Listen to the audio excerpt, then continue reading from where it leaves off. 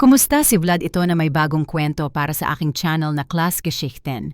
Sige na Katrin, huwag kang maging matigas ang ulo. Ang putla-putla mo, totoo iyan. Ang boses ni Sibile ay bumalot sa kanya, tulad ng maligamgam at malagkit na sirup. Pinilit ng kaibigan na ilagay ang isang hamog na bote ng tubig sa malamig na palad ni Katrin. Hindi lang ito basta tubig. Inilagay ko rito ang vitamin powder na nirekomenda sa akin ng isang doktor para kay Gregor, pero mas kailangan mo ito ngayon. Si Katrin Sommer, isang senior executive na karaniwang mahigpit ang hawak. Sa isang departamento ng 20 tao ay nakatayo ngayon ng walang kibo sa hangin at bumalot sa kanyang manipis na balabal. Ang simoy ng taglagas ay tumagos hanggang buto. Halos mawalan siya ng ulirat sa pagod. Salamat, Bile. Talagang salamat. Sinubukan niyang ngumiti. Hindi ko na kaya. Tumawag si Gregor ulit ng 3 beses ngayon at sinabing namamanhid ang kanyang mga binti at hindi man lang ako makakuha ng taxi. Isipin mo yan. Nakakahiya sabihin, pero 3 araw, pabago ang sahod at sa aking pitaka ay sapat. Lang para sa pamasahe at isang tinapay. Napunta lahat sa mga bagong gamot na ito. Umiling si Sibile ng may awa. Bobo ka, makinig ka. Hanggang kailan ito magpapatuloy? Wala namang naiintindihan ang mga doktor na iyan. Pinag-uusapan nila ang mga sakit na autoimmune, ngunit mayroon ding usapan tungkol sa kapalaran. Tigilan mo iyan, mahinang pakiusap ni Katrin. Siya ang asawa ko, siya, iyon. Pero tingnan mo ang mga eyebags mo. Ibinaba ni Sibile ang kanyang boses sa isang pabulong. Nag-aalala ako sa iyo, para ka ng kapatid sa akin. Inumin mo na kaagad ang tubig na ito bago dumating ang bus. Kailangan mo ng lakas. Masunuring idinikit ni Katrin ang bote sa kanyang labi. Ngunit sa sandaling iyon, isang dilaw na taxi ang huminto. Sa hintuan, kasabay ng ingay ng preno. Ay, nandyan na ang aking karwahe, bulalas ni Sibile. Katrin, pasensya na, hindi kita masasamahan. Sa kabilang direksyon ako pupunta. Kailangan ko pang dumaan sa nanay ko. Batiin mo na lang si Gregor. Para kang anghel, mahinang sabi ni Katrin. Ano na lang ang gagawin ko kung wala ka? Maliligaw ang mga Sommer kung wala ka, sigurado. Iyan, ngumiti si Sibile at sumakay sa mainit na loob ng sasakyan. Naiwan si Katrin mag-isa sa walang taong hintuan at mahigpit na niyakap ang malamig na bote. Pagkaraan ng 1 minuto, lumitaw ang bus mula sa dilim. Nagbulungan ang mga tao sa hintuan, hindi nasisiyahan. Swerte siya, isa siya sa mga unang nakasakay. Umupo sa bakanteng upuan sa tabi ng bintana at idinikit ang bote sa kanyang dibdib tulad ng isang mahalagang kayamanan. Sa tapat niya, nakaupo ang isang babae na may lumang tela na Amerikana at isang bandana na yari sa lana na nakatakip hanggang mata. Kilala siya, ni Katrin sa muka. Siya si Ger. Ang ilan ay itinuturing siyang baliw sa bayan, ang iba naman ay takot sa kanya at tinawag siyang manghuhula o propetisa. Binuksan ni Katrin ang takip ng bote. Nauuhaw siya at ang kanyang bibig ay tuyong-tuyo dahil sa nerbiyos. Huwag kang uminom mula sa kamay ng kaibigan. Sa halip, ibuhos mo iyan sa bulaklak. Ang boses ng manghuhula ay napakabigla na napaurong si Katrin at muntik nang mahulog ang bote. Inangat niya ang kanyang mga mata. Diretsong nakatingin sa kanya si Ger. Pardon po? Tanong niya, lumingon sa paligid. Ang mga pasahero ay naghihilik o nakatingin sa kanilang telepono, walang pumapansin sa kanya. Huwag kang uminom, ulit, ni Gerda. Biglang yumuko ang matandang babae at mahigpit siyang hinawakan sa pulso. Patay na tubig yan. Kinuha mo iyan mula sa kamay ng isang ahas at kakagatin ka ng ahas. Bitawan mo ako! Pabulong na sigaw ni Katrin, takot na takot, at sinubukang alisin ang kanyang kamay. Anong ahas? Binigay sa akin ito ng kaibigan ko. Tinutulungan niya ako. Kaibigan? Mapait. Nangumiti si Ger. Ang kaibigan ay nagbabalat kayo sa seda habang nilalagyan ka ng sapot ng kamatayan. Nakita ko kung paano siya tumingin. Wala siyang mga mata, kundi mga itim na siwang. Huwag kang uminom, itapon mo iyan. Nagkakamali kayo, pilit na binawi ni Katrin ang kanyang kamay. Pakiusap, hayaan niyo ako. Mahirap na ang araw na ito. Magiging mas mahirap pa kung iinumin mo ang tubig na yan. bulong ng manghuhula. Gusto sana ni Catherine na sumagot ng matalim upang ilagay sa lugar ang baliw na babae, ngunit tila naglaho ang mga salita. Sa loob niya, isang malagkit na di makatwirang takot ang nanirahan. Tiningnan niya ang malinaw na likido sa bote. Tubig tulad ng iba.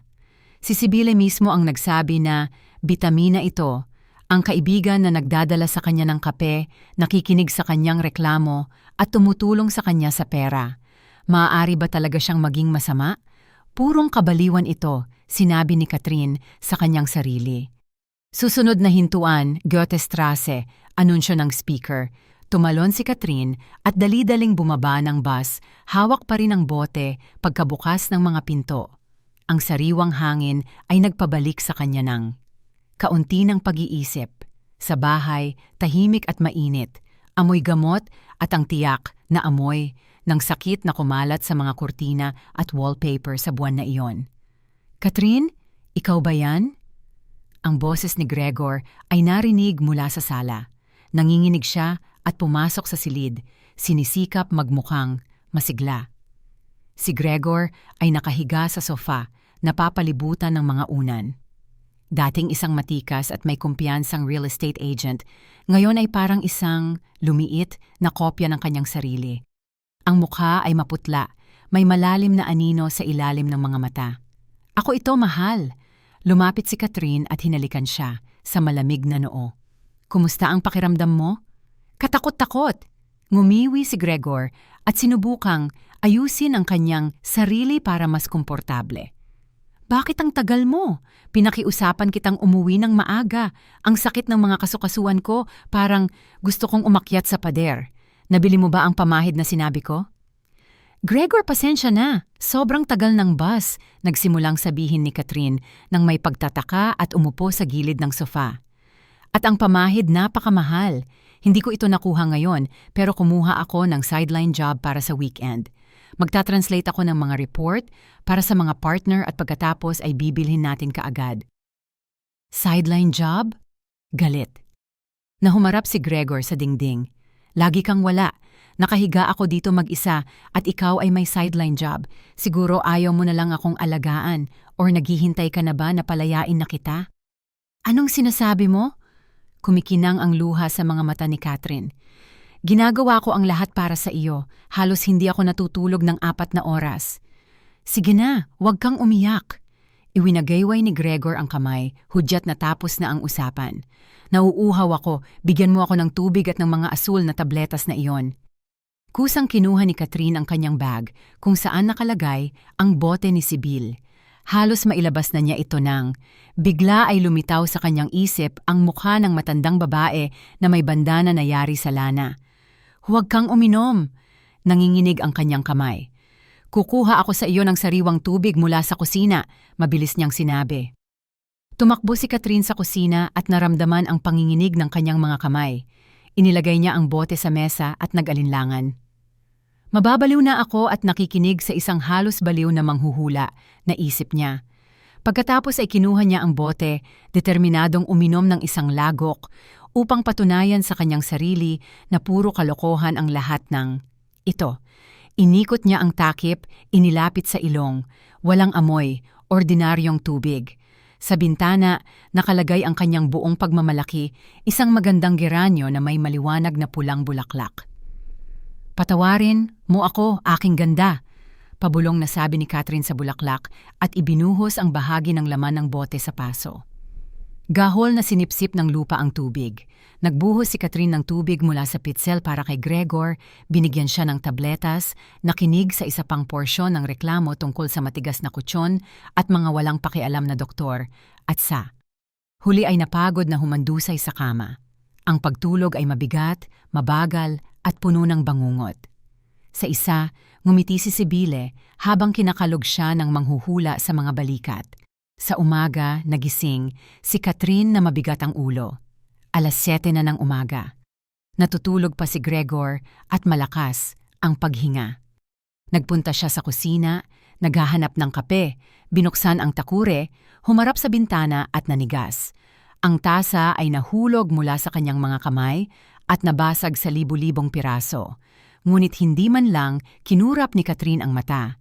Ang geranyo, ang kanyang maganda at masiglang geranyo ay mukhang ibang-iba kaysa noong gabi.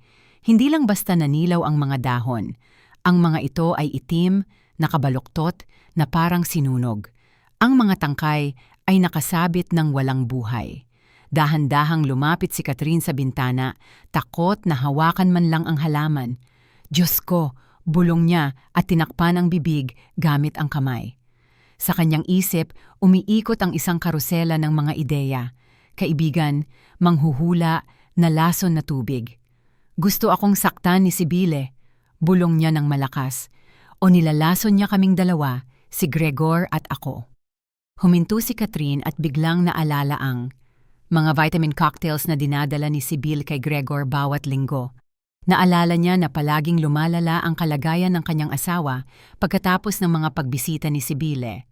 Pinag-uusapan ng mga doktor ang sakit na autoimmune, ngunit hindi ba't maaaring gayahin din ng pagkalason ang sintomas kung ang lason ay unti-unting naiipon? Sa pintuan ng kusina, lumitaw ang antok na si Gregor. Catherine, anong ingay iyan? Bigyan mo ako ng makakain. Ay, anong nangyari sa bulaklak? Nakalimutan mo bang diligan? Napakagaling mong may bahay, talaga. Dahan-dahang humarap si Catherine sa kanyang asawa. Gusto niyang sumigaw, sigawan siya, ngunit nakita niya ang kanyang maputlang mukha at naunawaan, hindi ko ito magagawa. Kung sasabihin niya ngayon, hindi, siya nito paniniwalaan. Sasabihin nito na siya ay isterika o mas masahol pa, malalaman ni Sibyl na nabunyag na ang plano. At pagkatapos, oo, malamang ay bugso ng hangin. Pilit niyang sabi at pinulot ang mga basag na tasa gamit ang nanginginig na mga kamay. Kailangan kong umalis ng maaga ngayon, may meeting ako. Sige na, mas mahalaga sa iyo ang trabaho kaysa sa pamilya, naiintindihan ko na yan, bulong ni Gregor at huminga patungo sa ref. Nagmamadaling lumabas si Catherine ng bahay, labis na nag-aalala. Sa buong daan patungo sa opisina, binagabag siya ng nakakabahalang mga iniisip. Kailangan niyang malaman ang totoo. Bakit? Bakit gustong saktan siya ng kanyang kaibigan? Sa opisina, masigla ang buhay. Nagri-ring ang mga telepono, nagkalatong ang mga printer. Naglakad siya patungo sa kanyang mesa at sinubukang huwag tingnan ang sinuman. Parang nakasulat sa kanyang noo, alam ko na. Bandang 11:00, nagpunta siya sa departamento ng logistic, kunwari ay upang pumirma ng mga delivery receipt. Bahagyang nakabukas ang pinto ng opisina ni Sibyle. Akmang kakatok na sana si Catherine nang marinig niya ang malakas na tawa ng kanyang kaibigan. Ay tama na, mahal. Ang kanyang boses ay malandi, ngunit kasabay nito ay matigas. Lahat ay ayon sa plano, mas mahusay pa nga kaysa sa inaasahan ko. Nanigas si Catherine. Idinikit niya ang kanyang likod sa dingding sa tabi ng pinto. Oo, halos hindi na niya maiangat ang kanyang mga binti kahapon. Patuloy ni Sibyle. Binigyan ko siya ng tubig. Aba, alam mo na, akala ko hindi na siya darating ngayon pero narito siya. Wala iyon. Ilang linggo na lang. Tinakpan ni Catherine ang kanyang bibig upang hindi sumigaw. Sumirit ang luha sa kanyang mga mata. Naramdaman niya ang pagkahilo. Sumampa, ang pagduduwal sa kanya. Nanghihina, tumakas si Catherine mula sa opisina. Pagdating sa palikuran, yumuko siya sa lababo at nilagyan ng napakalamig na tubig ang kanyang mukha. Sa salamin, hindi isang batang babae ang tumitingin sa kanya, kundi isang multo na may kulay abong mukha at mga matang lumaki dahil sa takot. Nang medyo nakabangon na siya, lumabas siya sa pasilyo at doon nakasalubong si Sibyle na papalapit sa kanya na may 2 tasa ng kape. Ay Catherine, hinahanap na kita, sumisikat ang kaibigan at inabot sa kanya ang isang tasa. Tingnan mo, dinalhan kita ng latte macchiato na may caramel. Tulad ng gusto mo, sabihin mo, ang putla mo, inumin mo ito, makabubuti ito sa iyo. Napatitig si Catherine sa umuusok na tasa at sa nakangiting mukha ni Sibyl. Salamat. Kinuha ni Catherine ang tasa. Ano na lang ang gagawin ko kung wala ka? Uminom ka para sa iyong ikabubuti, kindat ni Sibyle. Oo, siguradong sigurado. Ngumiti si Catherine at diretsong tumingin sa mga mata ng kaibigan. Mamaya na lang, tinatawag ako ng boss ngayon. Nilampasan niya ito at mahigpit na hinawakan ang tasa kaya kumaluskos ang karton. Nagsimula na ang laro, ngunit sa pagkakataong ito, hindi na si Sibyl ang magtatakda ng mga patakaran. Lumipas ang natitirang bahagi ng araw nang walang insidente at sa gabi, nakatayo ulit si Catherine sa hintuan ng bus. Hinahampas ng hangin ang basang dahon ng maple sa kanyang mukha, ngunit hindi niya naramdaman ang lamig. Sa loob niya, may naglalagablab na apoy na hindi kayang patayin maging ng ambon ng taglagas. Nakatayo siya sa lilim ng hintuan, ang hood ng kanyang Amerikana ay nakatakip ng malalim sa kanyang mukha at nakatingin sa labasan ng gusali ng opisina. "Sige na, lumabas ka, ahas!" bulong niya at mahigpit na hinawakan ang kanyang telepono sa bulsa. Bumukas ang mga pinto. Lumabas si Sibylle sa kalsada na parang isang reyna sa runway. Isang maliwanag na fuchsia na Amerikana, ang tunog ng takong, isang may kumpiyansang tindig. Isang pilak na limusin ang dahan-dahang gumulong sa gilid ng kurbada. Malawak na ngumiti si Sibylle at sumakay sa upuan ng pasahero. Napapikit si Catherine at sinubukang kilalanin ang driver sa pamamagitan ng tinted na bintana. Medyo pamilyar sa kanya ang profile. Kinawayan ni Catherine ang unang taxi na nakita niya na may signboard ng taxi. "Saan po tayo, ganda?" tanong ng driver. "Sumunod po tayo sa pilak na sasakyang iyon. Ngunit pakiusap, huwag po tayong masyadong lumapit, doble ang babayaran ko." Ngumiti ang driver at nagmaneho ng mabilis. Shadowing, usaping pampamilya o kriminal? Mas mahalaga pa sa buhay, putol ni Catherine sa usapan. Naglakbay sila ng mga 20 minuto. Lumiko ang pilak na limousine patungo sa isang komportable, mamahaling restaurant na tinatawag na Venezia sa labas ng bayan. "Nandito na tayo," bulong ng taxi driver. "Lalakarin na lang natin ang natitira." Ibinigay ni Catherine ang isang perang papel sa kamay ng driver at lumabas ng sasakyan. Nagtago siya sa likod ng mga pandekorasyon na tuya hedges sa pasukan at nakita niya si Sibylle at ang kanyang kasama na bumaba ng kotse. Ang ilaw ng streetlight ay direktang tumama sa mukha ng lalaki. Napahalinghing si Catherine at tinakpan ang kanyang bibig. Si Dr. Ansgar Weber ito, ang nagpapagamot na doktor ng kanyang asawa, ang eksperto sa medisina na nagsabi sa kanya ng malungkot ang mukha tungkol sa isang bihirang sakit na autoimmune at nagbigay ng mga resibo na may 5-0. "Hindi ito maaaring mangyari," pabulong na sabi ni Catherine. "Paano ito posible? Hindi ba't nanumpa kayo sa inyong panunumpa bilang doktor?" Lumibot siya sa gilid ng restaurant at nakakita ng bintana kung saan nakaupo ang mag-asawa. Sa likod ng salamin, sa mainit na liwanag ng mga ilaw, tumawa si Sibylle at ibinalik ang kanyang magandang itim na buhok. Paulit-ulit na inaayos ni Dr. Weber ang kanyang salamin at nerbiyos na lumingon sa paligid. "Sigurado ka ba na tama ang dosage?" Hindi narinig ni Catherine ang mga salita, ngunit nabasa niya ito mula sa mga labi at ekspresyon ng mukha. Nerbiyos na may ipinapaliwanag si Weber sa kanya at gumuguhit ng daliri sa tela ng lamesa. Kinuha ni Sibylle ang kanyang handbag. Kinuha niya ang isang makapal, punong-puno na sobre. Ang nilalaman nito ay tila nagpainit sa kaluluwa ng doktor. Masiglang itinulak ni Sibylle ang sobre sa ibabaw ng mesa.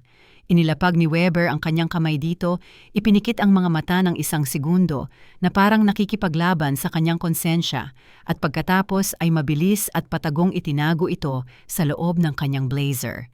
Itinaas ni Sibylle ang kanyang baso ng alak, ang kanyang muka ay nagningning sa tagumpay. Napaurong si Catherine.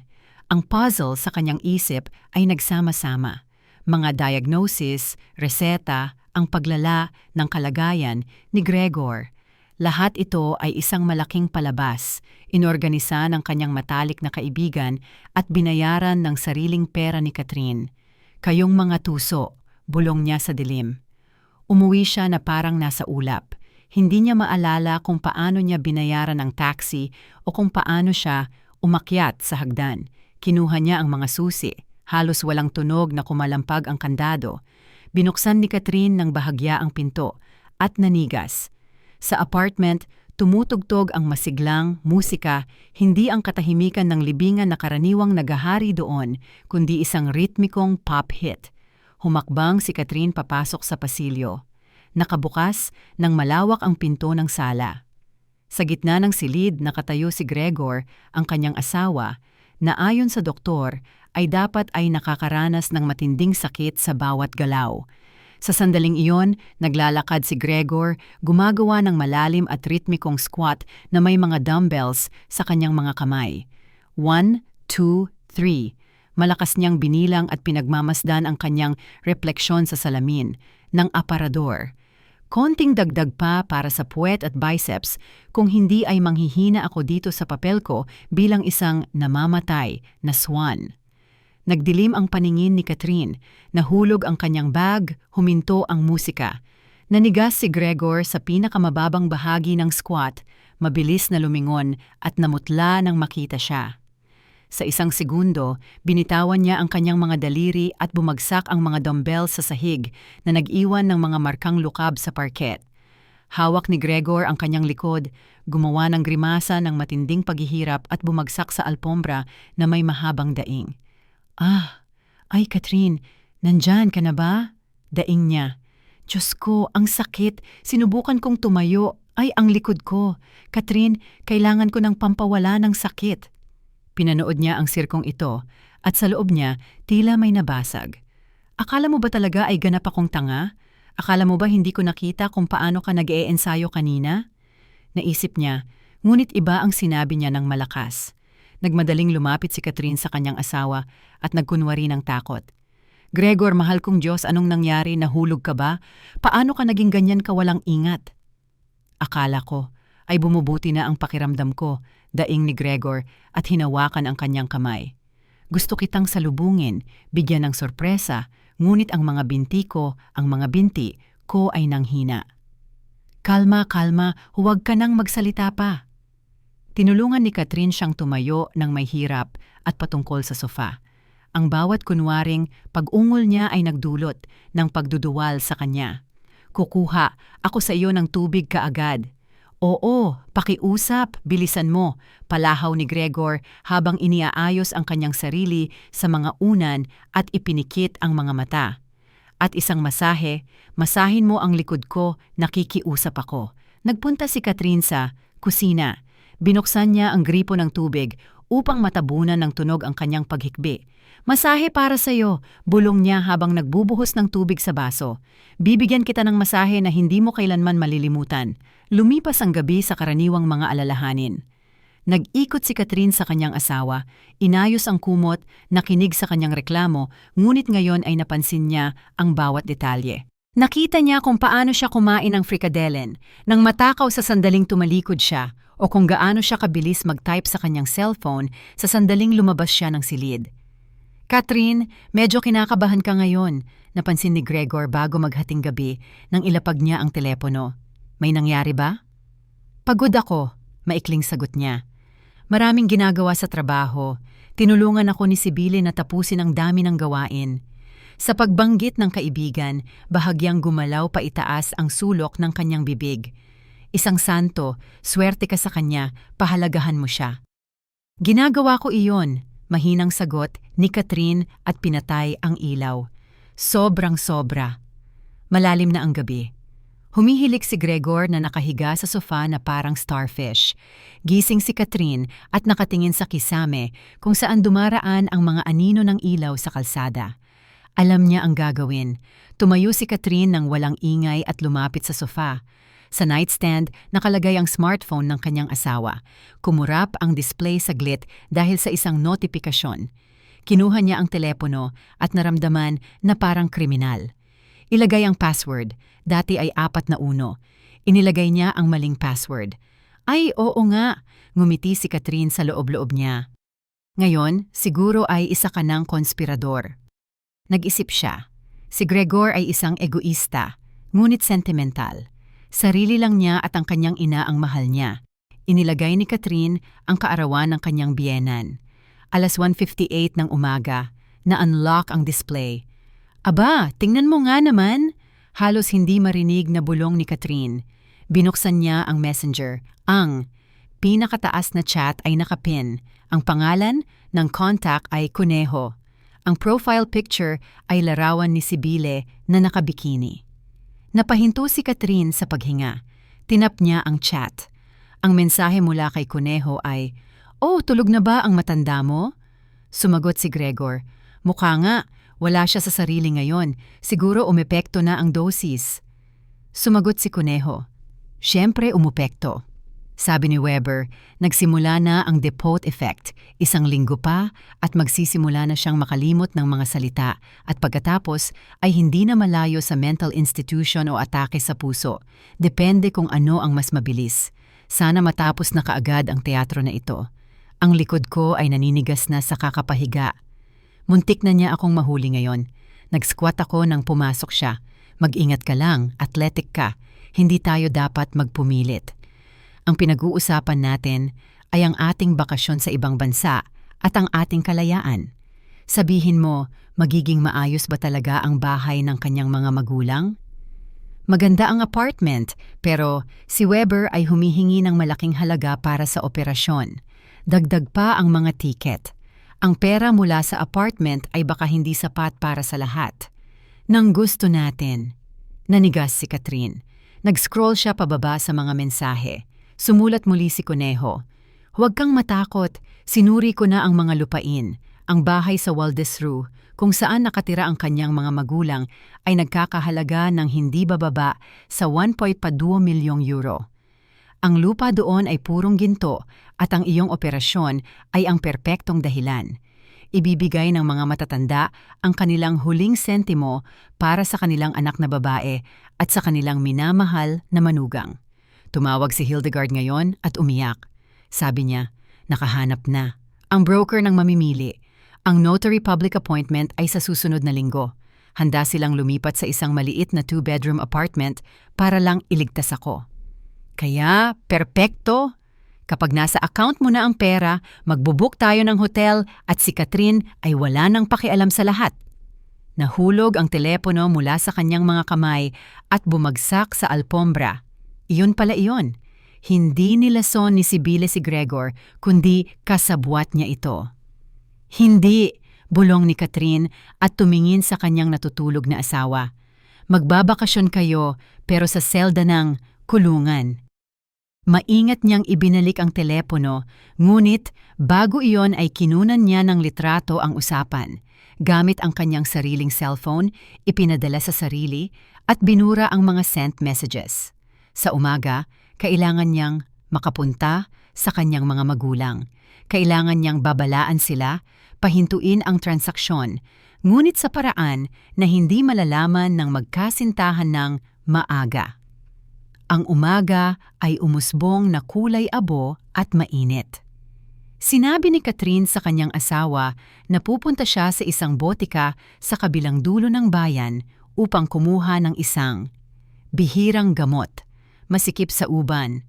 Nagmamadali ang mga tao, nagsisiksikan, amoy halumigmig at kakaibang pabango. Nakasanayan nang tumayo si Catherine sa escalator. Humuhuni ang kanyang isip. Sa kanyang mga mata, sumasayaw ang mga makukulay na bilog. Sabi ni Weber, Depote effect. Naalala niya ang mensahe ni Sibile. "Hindi, huwag ngayon," pakiusap ni Catherine at kumapit sa hawakan na goma, ngunit bigla itong naging madulas at mainit. Ang mga baitang ng escalator ay tila lumulutang sa gilid. Nagsama-sama ang mga tunog sa isang malalim na ugong. Ang kanyang mga binti ay parang koton at siya ay nanghina. Umikot ang mundo, kadiliman. "Binibini, naririnig mo ba ako? Huminga ka ng malalim." Isang boses ang tumagos sa kanyang pagkalito. Malalim, panlalaki, kalmado. Binuksan niya ang kanyang mga mata. Nakahiga si Catherine sa isang bangko sa platform. Isang nag-aalalang mukha ang nakayuko sa kanya. Maitim na buhok, matalas na kulay kape ng mga mata, maliliit na kulubot sa sulok ng mga mata. Suot ng estranghero ang asul na uniforme ng isang empleyado ng transportasyon. "Nasaan ako?" bulong niya at sinubukang umupo. "Kalma lang, huwag kang magmadali." Marahang ngunit matibay na hinawakan siya ng lalaki sa mga balikat. Nahimatay kayo sa escalator. Buti na lang at nasa likod niyo ako at nasalo kayo kung hindi ay nahulog na kayo hanggang sa baba. Ako si Andreas. Napaurong si Catherine ng may takot. At ako, Catherine, huwag mo akong hawakan. Sigaw niya at yumuko. Wala akong kailangan. Agad na umatras si Andreas at itinaas ang kanyang mga kamay, nagpapahiwatig ng pagpapatawad. Sige na, hindi kita hahawakan. Huwag kang matakot, sobra kang maputla. Gusto mo bang uminom? Kinuha niya ang isang bote ng tubig mula sa kanyang backpack. Isang normal, nabili at selyado pa. Tinitigan ni Catherine ang bote na parang ito ay ahas. Saan galing ang tubig na ito? Sino ang nagbigay nito sa inyo? Tiningnan siya ni Andreas ng may pagtataka pagkatapos ay binili ang bote sa kiosk. Binuksan niya ang takip at pinunit ang safety ring. Tingnan nyo, orihinal na selyado. Binuksan ko ito sa harap ng inyong mga mata. Ngumiti ang lalaki. Ang kanyang ngiti ay simple, bukas, walang matamis na kalagkitan ni Sibyle at walang kunwari na paghihirap ni Gregor. Tiningnan ni Catherine ang kanyang uniforme.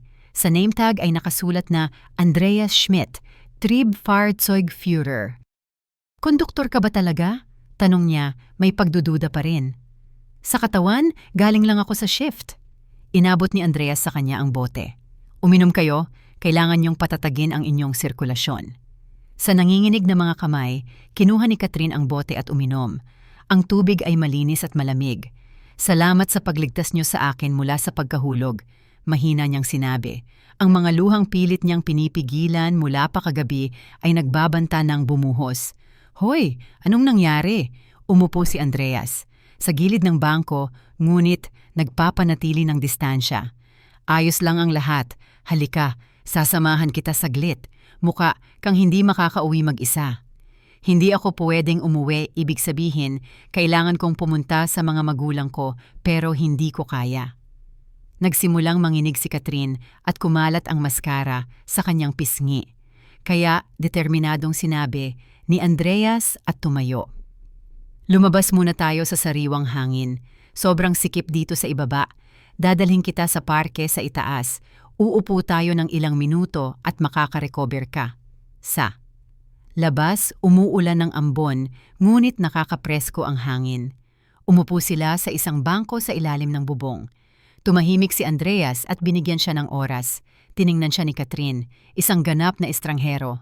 Ngunit anuman ang dahilan, sa kanya, sa random na konduktor na may mabait na mga mata, gusto niyang sabihin ang lahat, hindi na niya kayang itago pa. Nilalason ako ng asawa ko at ng matalik kong kaibigan at bukod pa rito, gusto nilang dayain ang mga magulang ko, ibenta ang bahay nila at tumakas sa ibang bansa, sabi niya habang nakatingin lang sa basang aspalto. Naghihintay siya na. Tumawa si Andreas, baka tumawag sa emergency services o umalis ng may takot, ngunit hindi siya tumawa. Sa halip, kumunot ang kanyang noo. Tumigas ang kanyang muka. Nilalason? Tanong niya ulit. Sigurado ka ba? Nakita ko ang mga mensahe, narinig ko ang usapan. Ang mga salita ay dumaloy mula sa kanya. Sinabi niya ang lahat mula sa tubig, ang geranyo, ang doktor, at ang kuneho. Nang matapos si Catherine, matagal na natahimik si Andreas at kinuyom ang kanyang mga kamao. Anong klaseng mga halimaw? Sabi niya sa wakas na may garalgal na boses na puno ng pagkasuklam. Isang tunay na klasikong kasamaan. Naniniwala ka sa akin? Tanong ni Catherine na nagulat. Tila kabaliwan, hindi ba? Isang manghuhula, na lason na tubig, isang nagpapanggap na asawa. Mapait na ngumiti si Andreas. Naniniwala ako sa iyo, sa kasamaang palad, naniniwala ako sa iyo. At alam mo kung bakit? Dahil 1 taon na ang nakalipas, umuwi ako ng maaga mula sa trabaho. At nahuli ko ang aking asawa. Well, hindi siya nag-iisa. At habang nagdidiborsyo kami, lumabas na ipinasalin niya ang aming bahay bakasyonan sa pangalan ng kanyang kapatid. Ibinigay niya sa akin ang utang para sa sasakyan na siyang ginagamit ngayon ng kanyang bagong kasintahan. Naiwan akong walang-wala. Nanirahan ako ng kalahating taon sa dormitoryo ng mga empleyado. Ang mga tao ay maaaring mas masahol pa kaysa sa mga maninila. Tumingin ang lalaki sa kanyang mga mata. Ngunit mas masahol ang iyong sitwasyon. Ito ay malinaw na kriminal. Pagpatay na tinangka. Pandaraya. Hindi ka maaring bumalik sa kanila ng walang seguridad at mapanganib na tawagan ang iyong mga magulang ngayon. Kung susuriin ng asawa mo ang telepono mo, makikita niya ang mga tawag at ano ang gagawin ko? Desperadong kinuskos ni Catherine ang kanyang mga sentido. Kung hindi ko mapigilan ang pagbebenta, mapupunta sa kalye ang mga magulang ko. At kung sasabihin ko kay Gregor na alam ko ang lahat, natatakot akong gumawa siya ng mas radikal na hakbang. Tinapos ni Andreas ang kanyang pangungusap. Kailangan nating maging matalino. Kailangan natin ng ebidensya, matibay na ebidensya, upang sigurado tayong maikukulong sila. Ang mga mensahe ay simula pa lang, ngunit kailangan ng hukuman ng higit pa. Kailangan natin ng video. Video? Tanong ni Catherine. Oo, kailangan nating i-film kung gaano siya kalusog kapag wala ka, paano siya dinadalaw ni Sibile at kung ano ang pinag-uusapan nila. Biglang naging masigla si Andreas. Sa kanyang mga mata, kumislap ang pagnanais. Bukod sa tren, nakikipag-ugnayan ako sa electronics. Isang libangan ko, chips, soldering, circuits. Mayroon akong set na ginawa ko para sa aking workshop upang hindi manakaw ang mga kasangkapan. Mga miniature camera, mura, ngunit 4K ang kalidad. Nagre-record sila ng tunog at larawan, lahat ay sa cloud. At paano ko ito mai-install? Palaging nasa bahay si Gregor, tutol ni Catherine. Maitatago ba ang mga ito? Kumindat si Andreas. Mayroon ba kayong smoke detector sa apartment? Yung mga puting bilog na bagay sa kisame na kumukurap ng pula. Perpekto. Ang mga kamera ko ay eksaktong katulad ng loob ng isang detector. Kailangan ko lang ng kalahating oras sa inyong apartment kung wala siya o kung hindi raw siya makakilos. Pero naglalakad naman, siya kapag wala ako. Maglalakad siya at kung paano siya maglalakad, mapait na bulong ni Catherine. Kung gayon, iyan ang plano. Lumipat si Andreas sa isang seryosong tono at naramdaman ni Catherine na bumalik ang kanyang kumpiyansa. Pupunta kayo ngayon sa inyong mga magulang, ngunit hindi sa tren. Sasamahan ko kayo, nakaparada ang sasakyan ko malapit dito. Luma na itong Golf, ngunit maaasahan.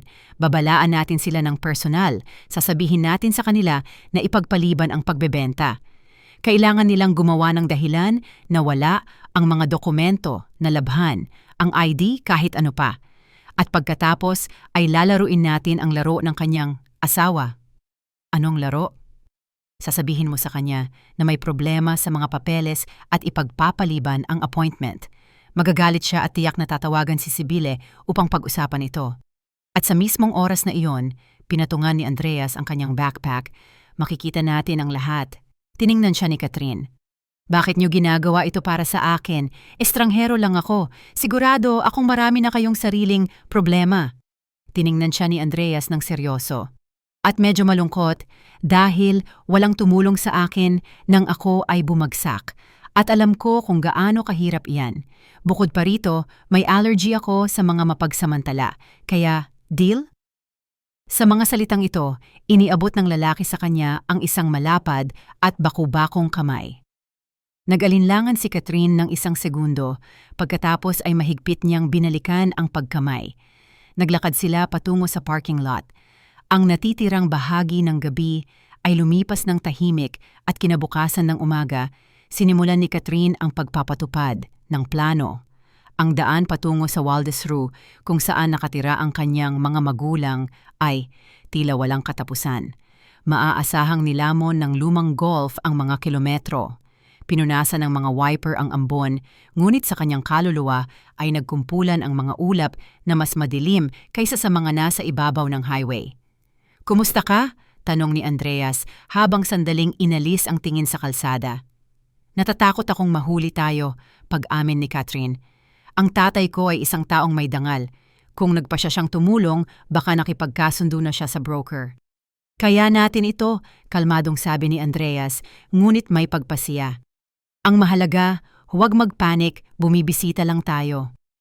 Nang huminto ang sasakyan sa harap ng pamilyar na Berdeng Gate, tumakbo si Catherine patungo sa beranda at binuksan ang pinto. Ang mainit na amoy ng repolyo strudel na palaging konektado para sa kanya sa pagkabata at seguridad ay naging mapait ngayon. Sa sala, nakaupo ang kanyang mga magulang sa bilog na mesa. Si Hildegard at Peter ay mukhang alanganin at tumanda. Sa tapat, nakaupo si Renate, ang ina ni Gregor. Hawak niya ang kamay ni Hildegard sa kanyang sarili at nakatingin nang may pakiusap sa kanyang mga mata. Hildegard, oras na ang pinag-uusapan.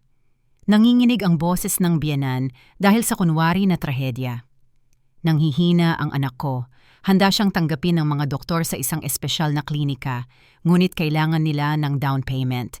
Nailista ko na ang maliit kong condominium, ngunit alam mo naman wala iyon. Ang lahat ng pag-asa ay nasa bahay na ito. Mama, Papa! Nagmamadaling pumasok si Catherine sa silid. Lahat ay lumingon. Nagpalakpak si Hildegard ng mga kamay. Kumikinang ang luha sa kanyang mga mata. Catherine, mahal ko, sinabi ni Renate na nasa trabaho ka at hindi ka makakaalis. Nanigas si Renate ng isang segundo. Anak, dumating? Ka? Kumusta si Gregor? Ayos lang si Gregor, matigas niyang sabi at lumapit sa mesa. Mama, Papa, huwag kayong pumirma ng kahit ano. Walang magaganap na pagbebenta ng bahay. Kumalat ang katahimikan sa silid. Kumunot ang noo ni Peter at inayos ang kanyang salamin. Anak, anong sinasabi mo? Nasa kagipitan si Gregor.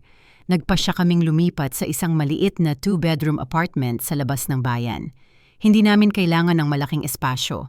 Ang mahalaga ay mailigtas natin ang ating manugang. Walang pagliligtas, halos sumigaw si Catherine. Lahat iyan ay kasinungalingan. Ano? Pinutol siya ni Renate at tumayo.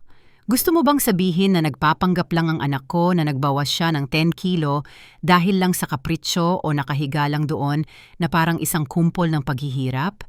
Naiintindihan ko na pagod ka na mahirap ang pag-aalaga, ngunit iwanan ang iyong asawa sa ganoong sandali? Tama si Renate, Catherine, humihikbing sabi ni Hildegard. Mama, bahay niyo ito. Naramdaman ni Catherine na siya ay nasukol. Hindi. Panya mailabas ang lahat ng baraha. Wala siyang ebidensya, tanging mga salita lang na tila malupit sa harap ng luha ng kanyang ina. Lumapit si Andreas at ipinatong ang kanyang kamay sa balikat ni Catherine. Magandang araw. Ang kanyang kalmado at malalim na boses ay medyo nagpakalma sa hysterical na sitwasyon. Ako si Andreas, isang kasamahan ni Catherine. Dumating kami dahil may lumitaw na legal na problema. Ang mga dokumento ng bahay, mayroong pagkakamali sa mapa ng ari-arian. Kung itutuloy ninyo ang transaksyon ngayon, ito ay hahadlangan at ang mga account ay i-freeze sa loob ng kalahating taon. Sa huli, mawawala ang pera. Ito ay isang napakatalinong improvisasyon. Si Peter, isang lalaki ng lumang paaralan na natatakot sa burokrasya tulad ng apoy, ay agad na naging alerto. Anong pagkakamali? Sinuri na namin ang lahat 10 taon na ang nakakaraan. Mga bagong alituntunin, nagsinungaling si Andreas nang hindi kumukurap. Kailangan ulit sukatin ang lote. Tatagal ito ng 1 linggo, hindi nahihigit. Ngunit ang pagpirma ngayon ay magiging malubha. Mawawala sa inyo ang bahay, ang pera at mahalagang oras. Tiningnan ni Renate si Andreas nang may pagdududa, ngunit wala siyang magawa laban sa mga legal na detalye. Pagkatapos ay biglang nagbago ang mukha ng biyenan. Nawala ang galit at sa isang iglap may kakaibang kumislap sa kanyang tingin. Awa, marahil ay kahihiyan pa nga. Malalim siyang bumuntong hininga at nagsimulang kolektahin ang mga papeles mula sa mesa. Sige na, sabi ni Renate nang nakakagulat na mapayapa. Kung ganoon, ipasukat niyo na lang ang inyong lote. Nang dumaan ang biyenan kay Catherine patungo sa labasan, sandali siyang huminto at bumulong ng napakahina upang hindi marinig ng mga magulang. Umalis ka habang kaya mo pa, nanigas si Catherine. Alam niya ba ang lahat? Kilala ko ang anak ko. Mukhang malungkot na malungkot si Renate. Palagi niyang kinukuha ang gusto niya. Mag-ingat ka. Lumabas ang biyenan. Nananatili si Catherine sa gitna ng sala, kaya pala alam ng ina ni Gregor na siya ay isang manloloko, ngunit tinulungan pa rin siya. Dahil sa takot, marahil, o dahil mas matindi ang instinct ng ina kaysa sa konsensya. Ang pag-uwi ay tahimik. Inisip ni Catherine ang mga salita ng biyenan. Binigyan siya ni Andreas ng oras.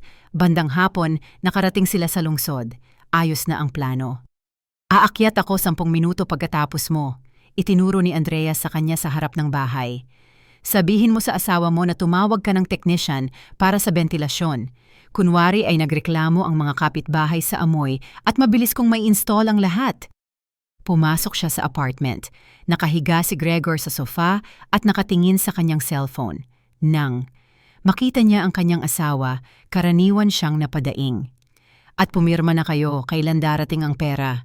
Hindi man lang niya tinanong kung kumusta ang biyahe. Hindi, Gregor, sinubukan ni Catherine na magsalita ng mahinahon. May problema sa mga papeles, may mali sa land registry. Kailangan itong ayusin ni Papa. Tatagal iyon ng mga 1 linggo. 1 linggo? Nagulat si Gregor sa sofa at lubos na nakalimutan ang sakit sa kanyang likod, ngunit agad siyang nakarecover at muling bumagsak. Sa akin, bawat araw ay mahalaga. Sinadya niyo ba? Ito, ginagawa ko ang lahat ng aking makakaya. Tigilan mo na ang pagreklamo. At saka, may darating na technician. Kailangan niyang tingnan ang exhaust fan. Tumunog ang doorbell. Si Andreas, nakasuot ng asul na worksuit at cap, hawak ang isang toolbox, ay mukhang tunay na manggagawa. Bentilasyon, pagsubok ng hangin, bulong niya nang hindi tinitingnan si Gregor. Habang inilalayo ni Catherine ang atensyon ng kanyang asawa sa pamamagitan ng pag-uusap tungkol sa mga gamot, naglibot ang bisita sa apartment, kwarto, sala, kusina. 3 smoke detector ang palihim na pinalitan ng magkaparehong mga modelo na. May sorpresa sa loob. Mahina ang bentilasyon, ngunit pwede pa naman buod ng technician pagkatapos ng 20 minuto. Pumirma kayo dito sa resibo. Nang umalis, lihim siyang kumindat kay Catherine. Sa gabi, sinabi niya sa kanyang asawa na may night shift siya at kailangang tapusin ang mga report. Sa totoo lang, nakaupo si Catherine sa kotse ni Andreas na nakaparada sa bakuran ng kapitbahay. Sa display ng tablet, lumiwanag ang itim at puting larawan ng kanyang sala. "Tingnan mo!" Itinuro ni Andreas ang screen. Nagsisimula na. Bumukas ang pinto. Maliwanag na may sariling, susi si S. Ibile. Pumasok ang kaibigan sa apartment na parang may-ari ng bahay nang hindi nagtatanggal ng sapatos. Si Gregor na kanina ay parang malapit ng mamatay ay tumalon mula sa sofa upang salubungin siya. Binuhat niya ang babae at idinikit ang kanyang labi sa kanya sa isang mahaba at gahaman na halik. Umalis si Catherine, naramdaman niya ang pagkahilo. Ang makita ito ng sariling mga mata ay 1,000 beses na mas masakit kaysa sa hinala lamang. "Huwag kang tumingin," malumanay na sabi ni Andreas. "Na-record ang tunog, sapat na iyon." "Hindi, kailangan kong makita ito." Pinilit ni Catherine ang kanyang sarili na tumingin muli sa screen. Binitawan ni Gregor si Sibile, nagpunta sa bar at kumuha ng isang bote ng mamahaling konyak. Iyon mismo ang inipon ni Catherine para sa kaarawan ng kanyang ama. "Oh, kuneho ko, para sa tagumpay?" Ibinuhos ni Gregor ang inumin sa mga baso. Kahit na sinabi ng matanda na may problema sa bahay, 1 linggo pa ang paghihintay. Kumunot ang noo ni Sibyl at umupo sa upuan ni Catherine. "Masama iyan. Kinakabahan na si Weber. Gusto niya na ang kanyang parte ngayon. Makinig ka, hindi ba natin mapapabilis ang proseso?" "Paano pa mas mapapabilis?" Malaking lagok ang ininom ni Gregor. "Naglalaro ako rito ng martir sa buong maghapon. Namamanhid na ang aking mga binti sa kakapahiga. Sa kotse, namayani ang katahimikan ng libingan." Nakatingin si Catherine sa kawalan. Sa loob niya ay may kawalang tunog at malamig tulad ng Arctic ice. "Hindi sila tao," bulong ni Andreas, "ang basta-bastang pagpapawalang halaga sa isang tao." Kinabukasan, sadyaing tumayo si Catherine sa mismong hintuan kung saan niya nakita ang manghuhula. Naghintay siya ng 2 oras. Sa wakas, isang pamilyar na figura na may lumang Amerikana ang bumaba ng bus. Bumubulong ang manghuhula na parang nagtataboy ng mga hindi nakikitang langaw. "Ger!" Hinarangan siya ni Catherine. Itinaas ng babae ang kanyang malabong mga mata. "Ay, ikaw pala. Diniligan mo ba ang bulaklak?" "Oo." Halos matuyo na ito. Biglang huminto ang manghuhula sa kanyang pagngiwi. Kuminis ang kanyang mukha. Naging malinaw at pagod ang kanyang tingin. Lumingon siya sa paligid, siniguro na walang nakikinig at sinabi sa isang normal na boses ng tao. Malamang ay isang medikal na lason ito sa maliit na dosis. Ang lumang paraan. "Sino po kayo?" Tanong ni Catherine. "Ger Mueller." Mapait na ngumiti ang babae. "Dating may PhD na chemist, dating laboratory head." Umupo sila sa isang bangko sa parke. Maikling isinalaysay ni Ger ang kanyang kwento ng walang emosyon. Isang sunog kung saan namatay ang kanyang asawa at nawasak ang lahat ng dokumento. Depression na nilunod niya sa alkohol, pagkawala ng trabaho at sa huli ang kalye. Mas madaling magpanggap na baliw, sabi niya. Nakakatakot. Ito sa mga tao, hinahayaan kanilang mag-isa. Natitira na lang ay ang pagtatapos ng aking mga araw. Ngunit nanatili ang kaalaman sa kimika. Naamoy ko ang amoy na iyan mula sa iyong bote mula sa malayo, matamis tulad ng mapait na almond. Ginang Mueller, kailangan ko ang iyong tulong. Hinawakan ni Catherine ang kanyang marumi at luma na kamay. "Kukunin ko ang bote. May natitira pa sa ilalim. Maaari ba kayong gumawa ng pagsusuri? Hindi opisyal, para lang malaman natin ang formula. Wala na akong laboratorio, tanging isang chemistry set na lang sa basement kung saan ako natutulog. Para lang libangin ang sarili, ngunit maaari kong subukan. Bibilihin ko ang lahat ng kailangan ninyo, reagents, flasks, pakiusap. Gusto niyo akong paalisin?" Matagal siyang tiningnan ni Ger, pagkatapos ay bumuga ng usok at tumango.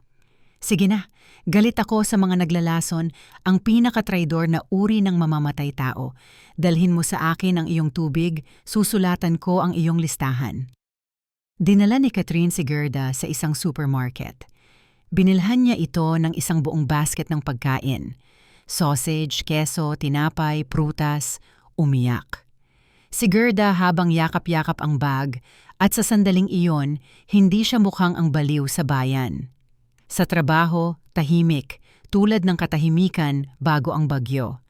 Nagpunta si Catherine sa kanyang mesa at sinubukang hindi mapansin. Gusto lang niyang kunin ang kanyang mga personal na gamit at umalis, ngunit hindi niya nagawa. "Ginang Sommer sa boss!" Sigaw ng sekretarya sa kanya na matagal na siyang inggit. Sa opisina ni G. Berman, ang managing director, hindi lang siya ang nakaupo, kundi pati na rin ang security chief at ang system administrator na si Oliver na palaging namumula kapag nakikita si Sibile at sumusunod sa kanya na parang isang tuta. "Umupo ka, Catherine."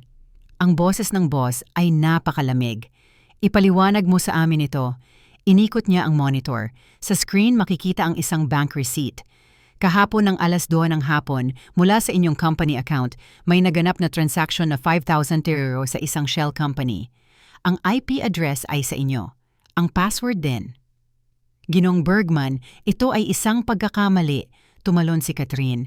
"Hindi ako nasa computer kahapon sa oras na iyon. Nasa archive ako." "Walang mga camera sa archive," singit ni Oliver nang hindi tinitingnan ang kanyang mga mata. "Hindi nagsisinungaling ang system logs. Ang pag-log-in ay mula sa inyong terminal." "Oliver, anong sinasabi mo? Alam mo naman na hindi ako iyon." "Ang katotohanan lang ang nakikita ko," bulong niya. "Sa ngayon, hindi kami magsasampa ng kaso. Isinasaalang-alang ang inyong mga nakaraang serbisyo at ang mahirap na sitwasyon ng pamilya na sinabi sa amin ni Ginang Weber. Humiling si Sibila Weber na huwag sirain ang inyong buhay," sabi ng boss at ngumiwi.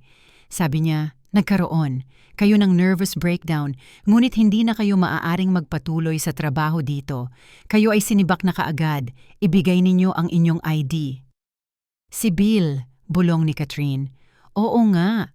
Inilapag niya ang ID sa mesa. Walang silbi ang makipagtalo. Na-corner nila siya sa lahat ng panig, tulad ng isang lobo na may mga bandila ng pangangaso. Lumabas si Catherine ng opisina na may hawak na karton sa kanyang mga kamay. Sa labas, umuulan. Siya ay walang trabaho, walang pera, may asawang manloloko at may tatak ng magnanakaw. Sa bahay, nagkaroon ng teatral na eksena ang kanyang asawa. Anong ginawa? Mo, tumawag sa akin si Sibile. Tinanggal ka raw sa trabaho dahil sa pagnanakaw.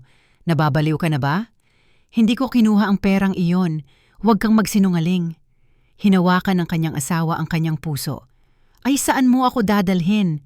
Tiningnan siya ni Catherine at wala nang naramdaman kundi pagkasuklam. Kailangan mo ba ng pera? Mahina niyang tanong. Siyempre, kailangan natin ng pera. Namamatay na ako at inalis mo ang huling kita natin. Sigaw ni Gregor. Pumunta ka kaagad sa mga magulang mo. Kailangan nilang ibenta ang bahay, manghiram ng pera sa mga kapitbahay. Kung wala pang pera sa pagtatapos ng linggo, magsasampa ako ng diborsyo. Ano pa bang natitira sa akin? Sige na, sabi ni Catherine. Aalis na ako. Kinuha niya ang kanyang bag. Ngayon na kaagad? Nagulat si Gregor. Ikaw mismo ang nagsabi, pupunta ako sa istasyon ng tren. Umalis si Catherine sa apartment na alam niyang hindi na siya babalik doon. Agad na binuksan ni Andreas ang pinto na parang naghihintay sa kanya. Catherine, nanginginig ka. Pumasok ka kaagad. Ang kanyang apartment ay isang maliit na one-bedroom, puno ng mga bahagi ng computer, mga kable at mga libro. Sinibak nila ako, sabi ni Catherine habang umuupo sa isang upuan at nakatingin sa kawalan. Ibinintang nila sa akin ang pagnanakaw. Ngayon ganap akong nasa kanilang awa. Wala na akong pera para sa pagkain. Nasa akin ka, sinabi ni Andreas at inabot sa kanya ang isang tasa ng mainit na tsa. At hindi natin hahayaan na ganoon na lang ang mangyari. Tumawag si Gerda. Buti na lang at binigyan mo siya ng cellphone. Bago maghapon, magkakaroon na ng resulta. At tungkol sa tirahan, manatili ka muna dito. Ako ang matutulog, sa sofa, ikaw sa kama, at huwag kang kumontra. Hindi mapakali si Catherine. Kailangan niyang mag-isip, mag-isa. Maglalakad ako saglit, ngunit pakiusap, huwag kang sumama. Kailangan ko ng hangin. Sasama ako sa iyo. Pakiusap, hindi. Kailangan ko talaga ng kalahating oras na katahimikan. Hindi ako tatakas. Pangako. Nag-aatubiling sumang-ayon si Andreas. Naglakad si Catherine sa mga aleya ng isang lumang parke. Ang mga dahon ay kumakaluskos sa ilalim ng kanyang mga paa. Ang lawa ay malabo, kulay abo at inalog ng hangin. Siguro dapat akong maglaho na lang, naisip niya. Lumipat sa ibang lungsod, magsimula sa wala. Ngunit pagkatapos ay ibebenta ng mga magulang ang bahay at mananalo si Gregor at si Bile. Biglang nabasag ang kanyang pag-iisip ng isang malakas at desperadong sigaw. Tulong, sino man! Inangat ni Catherine ang kanyang ulo. Ang sigaw ay galing sa lawa. Tumakbo siya sa pampang. Doon, kung saan may mga lumang pier na patungo sa tubig, mayroong isang maliit na gumagalaw. Isang bata, halos 7 taong gulang. Kumakapit siya sa madulas na tabla, ngunit dumudulas ang kanyang mga kamay. Hindi na siya sumisigaw. Nagpupumilit na lang siyang huminga at lumulubog sa napakalamig na tubig, malayo. Nang kaunti, umiiyak ang isang basa na kumpol ng balahibo. Isang tuta na marahil ang sanhi ng lahat. Hindi nag-isip si Catherine ng kahit isang segundo. Takot, depresyon, pagod, lahat ay naglaho. Inihagis niya ang kanyang Amerikana habang tumatakbo at tumalon sa tubig. Ang lamig ay tumagos sa kanyang katawan na parang libu-libong karayom. Agad na nabasa ang kanyang damit at humila sa kanya pababa. Kumapit ka, sigaw niya habang lumalangoy patungo sa bata. Nahawakan niya ang bata sa jacket sa mismong sandaling lumulubog ito at hinila niya paakyat. Umubo ang bata at kumapit sa kanya ng buong lakas. Ang aso! Iligtas mo ang aso! Sigaw niya. Hawak ni Catherine ang bata sa isang braso at hinawakan ang tuta na nagpupumiglas sa leeg. Ngayon, kailangan nilang lumabas. Nanginginig ang kanyang mga binti sa lamig.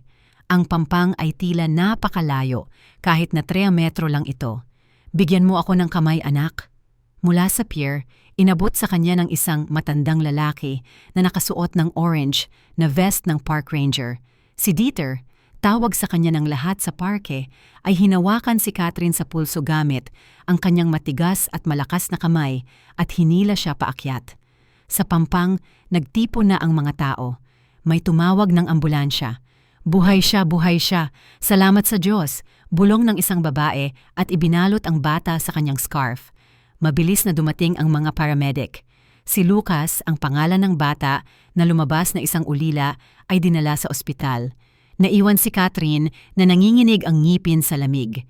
Nanginginig ang tuta sa kanyang mga bisig at idinidikit ang basa nitong ilong sa kanyang leeg. "Oh, ikaw na bayani," maingat na sabi ni Dieter. "Sumama ka sa akin sa kubo, baka magkasakit ka pa. Pinainit ko na ang kalan." Ang kubo ng park ranger ay amoy kahoy at tabako. Nagbuhos si Dieter sa kanya ng isang tasa ng kumukulong, mainit na tubig na may raspberries at binigyan siya ng isang lumang, balabal na fur. Ang tuta, na pinunasan ng magaspang na tuwalya, ay natutulog na sa tabi ng kalan at nakakatawang kumukurap ang mga paa. "Ano nga pala ang pangalan mo? Ikaw na lawa ng tubig?" tanong ni Dieter at naglagay ng kahoy sa apoy. "Catherine, at ako si Dieter, at itong maliit na kaibigan dito." Tumango ang ranger patungo sa tuta. "Tatawagin natin siyang Bootsman. May napakalalim siyang boses at magaling din lumangoy. Nasa marine ako. Naiintindihan ko yan." Tinitigan ni Catherine ang apoy at naramdaman ang pagbabalik ng init sa kanyang katawan. "Salamat po. Nagpapasalamat ako sa inyo. Kung hindi, nalunod na sana ang bata." Sa sandaling iyon, tumunog ang cellphone sa bulsa ng kanyang tuyong Amerikana.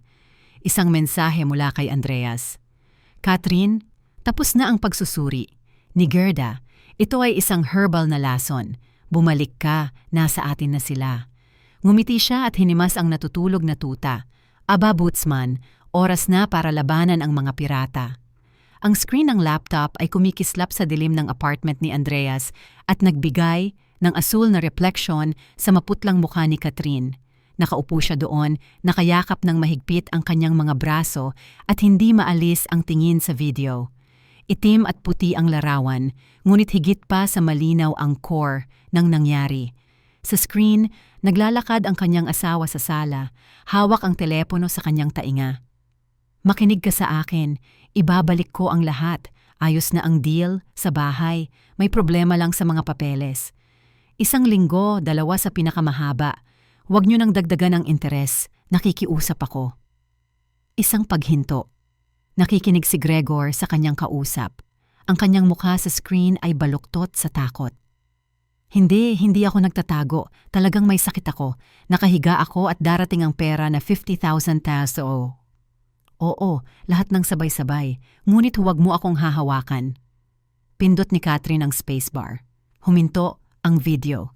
Si Andreas na nakatayo sa likod. Niya ay malalim na bumuntong hininga at ipinatong ang kanyang kamay sa sandalan ng upuan. "Lahat iyan ay utang sa sugal. Ang asawa mo ay walang sakit na autoimmune.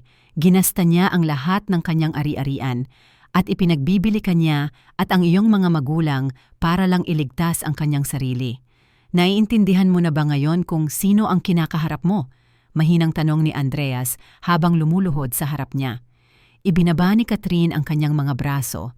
Wala nang luha sa kanyang mga mata. Doon ay tanging malamig na pagpapasiya na lamang. "Handa ako. Ano ang gagawin natin?" "Hihintayin natin ang tawag," sagot niya. Si Gregor ay nagpapanik. Susubukan niyang pabilisin ang proseso at ibig sabihin niyan, tiyak na magkakamali siya. Dumating ang tawag pagkaraan ng 2 araw. Si Catherine ay nasa bahay ampunan noong panahong iyon. Nakaupo siya sa alpombra, sa playroom at nagtatayo ng mga tore mula sa mga bloke kasama si Lucas. Ang batang iniligtas niya mula sa lawa ay malusog na ulit, ngunit naninigas pa rin kapag may malakas na ingay. "Tingnan mo, Tita Catherine," pabulong niyang, sinabi na may kasamang tuwa at inilagay ang huling bato sa tuktok. Ito ay isang parola upang hindi maligaw ang mga barko.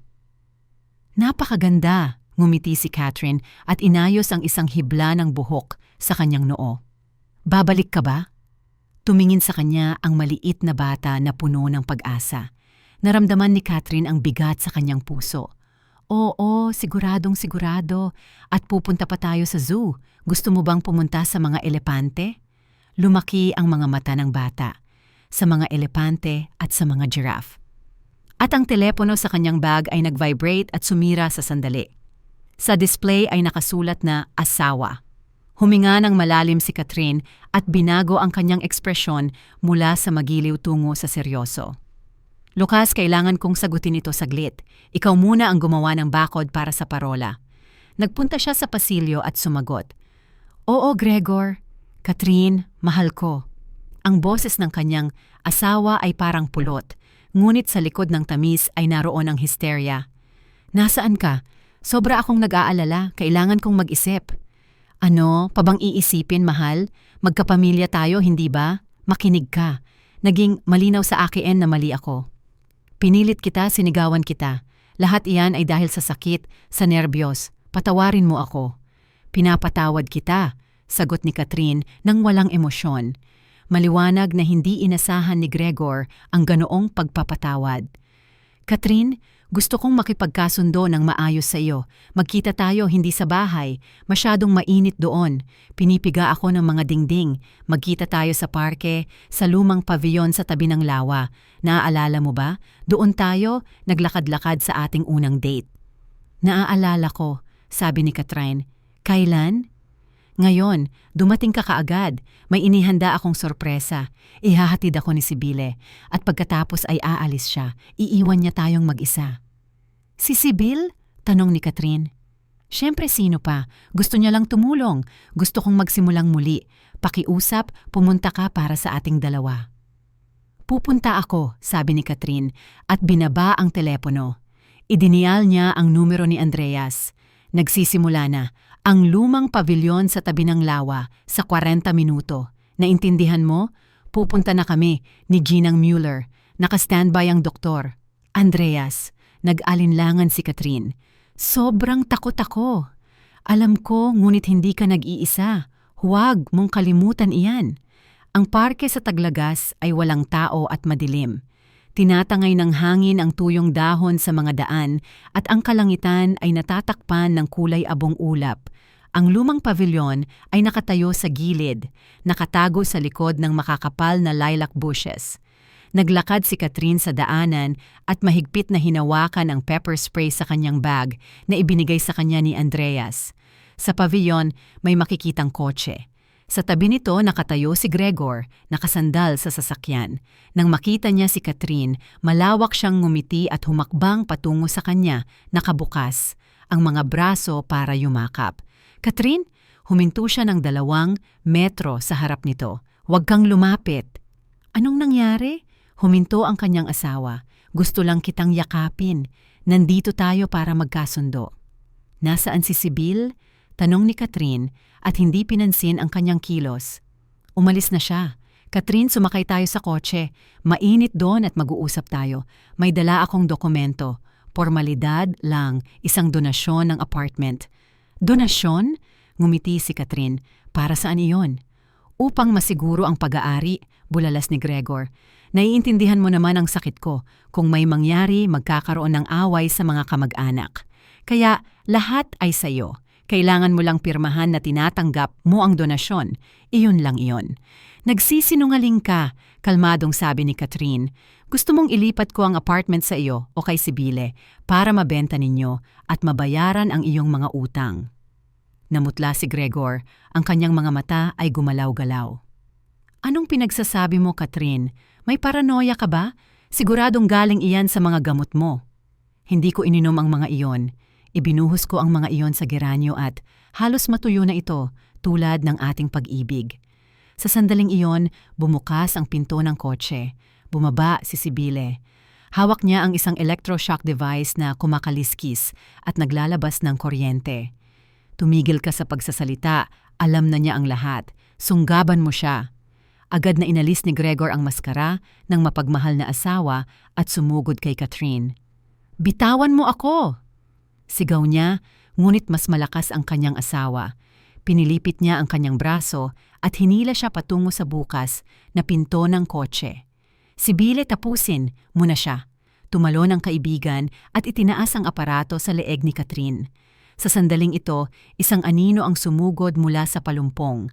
Sa isang mabilis na sipa, inalis ni Andreas ang aparato mula sa kamay ni Sibile. Pagkatapos ay hinawakan ang braso ni Gregor at ginawa ang isang lever hold na naging dahilan upang siya ay mapaungol at lumubog sa putik. "Tumayo ka!" sigaw ni Andreas at idiniin ang mukha ni Gregor sa kotse. "Galaw ka at babaliin ko ang braso mo." Tumalon si Sibile pabalik sa isang puno at hinawakan ang kanyang sugatang pulso. "Huwag kang lumapit! Huwag mong subukang hawakan ako! Buntis ako! Lahat ay nanigas!" Si Gregor, na humihingal sa ilalim ng tuhod ni Andreas, ay inangat ang kanyang marumi at maputik na ulo. "Ano, Sibile, ikaw?" "Oo, Gregor. Dala ko ang iyong anak sa aking sinapupunan." Kuminang si Gregor at sinubukang alisin si Andreas. "Narinig mo? Bitawan mo ako. Buntis siya. Catherine, sagin mo sa kanya." Tiningnan ni Catherine si Sibile. Nakatayo siya doon, nakatakip ang mga kamay sa kanyang tiyan at nagpapanggap na biktima. "Buntis pala?" tanong ni Catherine ulit. "Ika-4 na linggo." Lumusob si Sibile at, ikaw na baog na manok, inggit ka lang." "Oo, hindi mo kailanman maibibigay kay Gregor ang naibigay ko sa kanya." Tiningnan siya ng kanyang asawa, puno ng paghanga at pag-asa. "Bravo, bravo!" Isang kalmadong boses ang narinig mula sa aleya. Tapos na ang palabas, Ginang Weber. Mula sa lilim ng mga puno, lumabas si Dr. Ansgar Weber. Sa tabi niya nakatayo si Gerd Müller na may hawak na folder ng mga dokumento. Umurong si Sibile. "Ansgar, anong ginagawa mo rito? Pinagtaksilan mo ba kami?" "Tumigil na ako sa pagiging kasabwat," pagtatama ng doktor. Lumapit siya at binuksan ang folder. "Ano yan?" palahaw ni Gregor. "Iyan ang resulta ng iyong pagsusuri," sabi ni Weber. "Ikaw ay malusog na parang oso, walang bakas ng sakit na autoimmune, at narito ang pangalawang papel." Kumuha siya ng isa pang papel at ipinakita kay Sibile. "Iyan ang iyong medical record, Sibile Weber, mula sa archive ng Women's Clinic. Ginawa kong gumana ang aking mga dating koneksyon." "Manahimik ka!" sigaw niya. "Gregor, huwag kang makinig. Sa kanya, nagsisinungaling siya." "Dito, ikaw lang ang nagsisinungaling," matigas na sabi ng doktor. "Ikaw ay baog, bunga ng isang malalang pamamagaton taon na ang nakakaraan. Hindi ka maaring magbuntis ni kay Gregor, ni sa kahit sino pa." Walang imik na tiningnan ni Gregor ang doktor at ang kanyang minamahal na idiniin ang likod sa puno ng isang lumang oak na parang gusto niyang sumanib sa balat nito. "Sibile," nanginginig ang kanyang boses. "Totoo ba iyan?" "Binayaran siya!" sigaw ng babae, ngunit sa kanyang boses ay mayroon ng takot at kawalan ng katiyakan. "At saka," sumingit si Gerd Müller at lumapit. "Sa trunk ng iyong sasakyan ay may isang napaka-interesanting bag. Nakita ko ito nang buksan mo ang trunk upang kunin ang shock device." "Anong klaseng bag?" walang emosyong tanong ni Gregor. "Isang may pera," paliwanag ni Andreas, "na may eksaktong 50,000 na hiniram mo para bayaran ang mga utang at isang flight ticket, isang solong flight ticket sa pangalan ni Sibile Weber." Pag-alis ng 2:00 ng umaga. Dahan-dahang bumangon si Gregor mula sa lupa. Hindi na siya hawak ni Andreas. Nakatingin ang lalaki sa kanyang minamahal na parang sa unang pagkakataon niya ito nakita. "Gusto mong lumipad mag-isa, ano pa bang gagawin ko?" bulalas ni Sibile. Ang kanyang mukha ay baluktot sa galit. "Ikaw ay isang talunan, nilaro mo ang lahat." "Oo, gusto kong umalis dahil deserve ko ang magandang buhay at ayaw kong magpadala sa iyo ng mga pakete sa kulungan." Nakatayo si Gregor at nanginginig na parang nabugbog. "Minahal kita, ipinagtaksil ko ang nanay ko para sa iyo, ang asawa ko. Sino ang may pakialam sa pag-ibig mo? Kailangan ko ng pera." Dahan-dahang, lumingon si Gregor kay Catherine at lumuhod, hinawakan ang laylayan ng kanyang Amerikana. Catherine, ipatawarin mo ako, ginayuman niya ako. Hindi ko alam ang ginagawa ko." Tiningnan ni Catherine ang kanyang asawa mula sa itaas at napansin ng may pagtataka na lubos na katahimikan ang naghari sa loob niya. Walang sakit, walang galit, walang pag-ibig, tanging pagkasuklam na parang nakatapak siya sa isang bulate. Maingat, gamit ang dalawang daliri, inalis ni Catherine ang kanyang kamay mula sa kanyang Amerikana. Tumayo ka, huwag ka nang maging mas katawa-tawa. Pa, Catherine, aayusin ko ang lahat. Magsisimula tayo ulit mula sa simula. Hindi na tayo magsisimula ng kahit ano, mahina niyang sabi. Magsasampa ako ng diborsyo. Humarap si Catherine kay Andreas. Tawagan mo ang pulisya at umalis na tayo dito. Lumipas ang kalahating taon. Isang mainit na gabi ng Mayo, puno ng amoy ng namumulaklak na puno ng mansanas. Sa beranda ng bahay ng mga magulang ni Catherine, may nakahandang tsaa. Sa mesa, nakaupo ang isang kakaiba, ngunit nakakagulat na harmonyosong grupo. Nagbubuhos si Hildegard mula sa isang bilog na samovar. Masiglang pinag-uusapan ni Peter ang politika kasama si Andreas na ngayon ay hindi na lang isang kasamahan kundi isang madalas at malugod na bisita. Nakatayo si Catherine sa isang silya na yari sa kawayan at pinanood kung paano tumakbo ang isang lampang, ngunit masayang aso sa berdeng damuhan. Lumaki si Bootsman at naging isang magulo ang balahibo na aso ng hindi tiyak na lahi, ngunit may napakalaking puso. Sa likod ni Bootsman, tumakbo si Lucas na sumisigaw. Siya ay malusog, tumatawa, at hindi nakamukha ng takot na ulila noon. Ang proseso ng pag-aampon ay mahaba at mahirap, puno ng mga hadlang na sanhi rin ng isang masamang rekomendasyon mula sa dating trabaho ni Catherine. Nasa mesa rin si Gerd Mueller. Hindi na siya makikilala bilang ang baliw sa bayan na may scarf na yari sa lana. Siya ay isang elegante, matandang ginang na may maayos na gupit at salamin na may pinong frame. Nagtatrabaho siya bilang senior lab technician sa pribadong klinika ni Dr. Weber. Sa kabila nito, ang doktor na nahulog sa kahihiyan ay nawalan ng bahagi ng kanyang practice, ngunit napanatili ang kanyang konsensya. Si Gerd mismo, sa paggamit ng kanyang mga lumang akademikong titulo at isang biglang bumangon na diwa ng pakikipaglaban, ang tumulong kay Catherine na makakalap ng kinakailangang ebidensya at patunayan sa Youth Welfare Office na siya ay isang huwarang ina. Ginang Mueller, dagdag na marmalade pa po? Tanong ni Catherine na nakangiti. Salamat, isang kutsara lang. Nag-iingat ako sa aking asukal. Maringal niyang sagot at kumindat kay Lucas na tumakbo patungo sa mesa. Ngunit kailangan ng isang kabataan ang carbohydrates. Narito, kumuha ka ng pie. Salamat, Lola Gerda. Kinuha ni Lucas ang paborito niya at tumakbo ulit sa kanyang kaibigan. Bootsman, hawan. Tiningnan ni Andreas si Catherine, ang kanyang tingin ay mainit at kalmado. Narinig mo ba ang balita? Mahina niyang tanong tungkol kay Gregor. Oo, ang apartment ay sa pilitang ibinenta dahil sa mga utang. Nabayaran niya ang pangunahing halaga, ngunit may utang pa rin sa interes. Nakatira siya ngayon sa kubo ng kanyang ina sa hardin at nagtatrabaho bilang helper sa isang bodega. Tumawag si Renate sa mga kakilala ko at humingi ng pera. Sana ay wala kang ibinigay. Siyempre hindi, kailangan niyang matutunan na mabuhay ayon sa kanyang kakayahan. At si Sibile, nakakuha siya ng 3 taong probasyon dahil sa pandaraya, ngunit kailangan niyang bayaran ang pinsala sa kumpanya. Ngayon, nagtatrabaho siya bilang tagalinis sa isang shopping center, doon mismo kung saan niya binibili ang kanyang mga branded na damit. Kanya-kanya, puna ni Catherine. Ibinukod niya ang kanyang tingin sa bintana ng veranda. Doon, sa isang bagong, magandang paso na yari sa luwad, nakatayo ang isang magandang maliwanag na pulang geranyo.